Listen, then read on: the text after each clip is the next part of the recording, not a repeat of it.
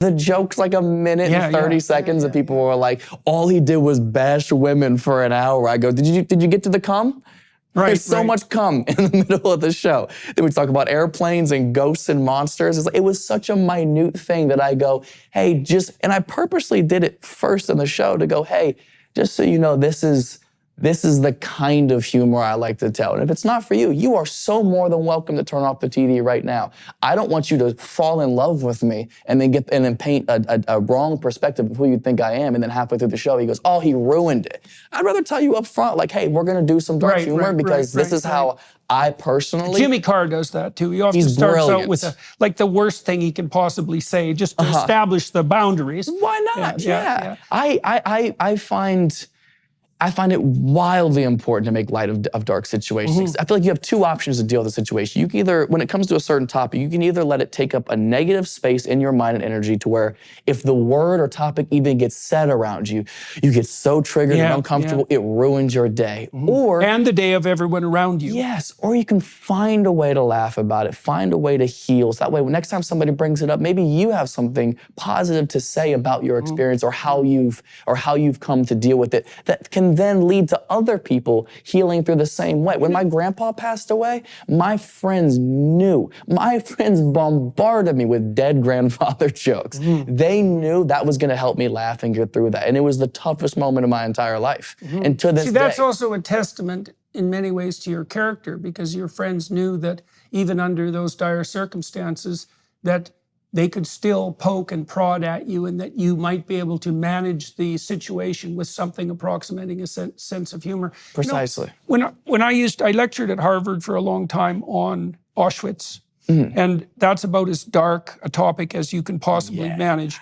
And I had a voice in the back of my mind constantly. It was dead serious lectures, right?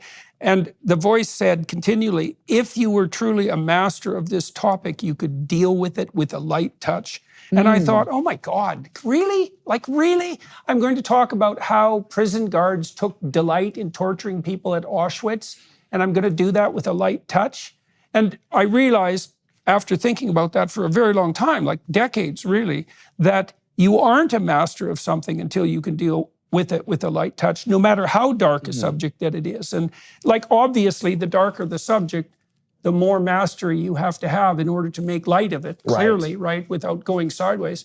But I still do think it's a sign of mastery, and that's why people enjoy the laughter so much, right? Because it is a signal of mastery, often over tragedy and what's forbidden and what's dark. And to interfere with that, that means that the woke types who are interfering with that are actually doing a disservice to the very morality that they claim to stand for, because what you're doing if you're a comic is actually helping people, not hurting them. And you can tell you're helping them because they laugh. Oh, of course. And it doesn't need to be for the masses. If you reach even just a few people, you're doing the right thing.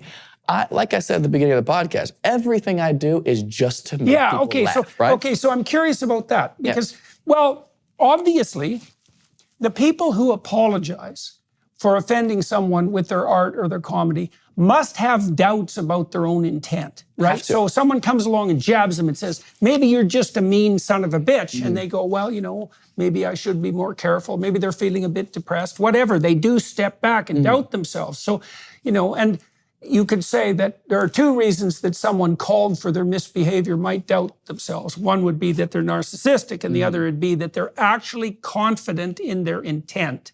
Okay, now you've indicated a number of times while we've talked that you are confident in your intent. Yeah. Okay, so if I was like a persistent skeptic, I would say, well, you clearly offended 12,000 people. That was the number you came up with. Why are you so confident in your intent that your belief in your own goodness in relationship to comedy trumps the fact that like 12,000 people are telling you that you said something offensive? Because if 12,000 people are saying that, I would say 100,000 people are saying they loved it and they've been through domestic violence situations and they found the joke very funny, that they are actually able to deal with that situation in a comedic light. Right. And I commend that bravery. I can only imagine what it takes to get through something like that.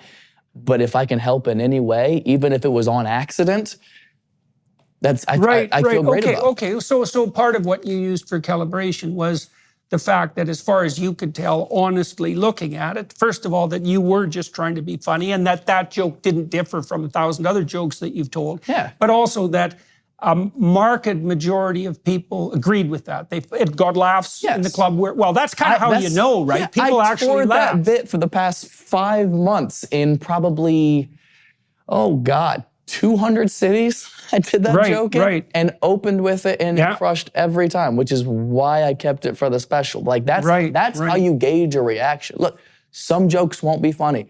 I'm currently building a new show right now. I'm doing so many new jokes right now. Some of them will stay, some of them won't stay. You have to gauge. You have to try to figure out what works and what doesn't. And you have to listen.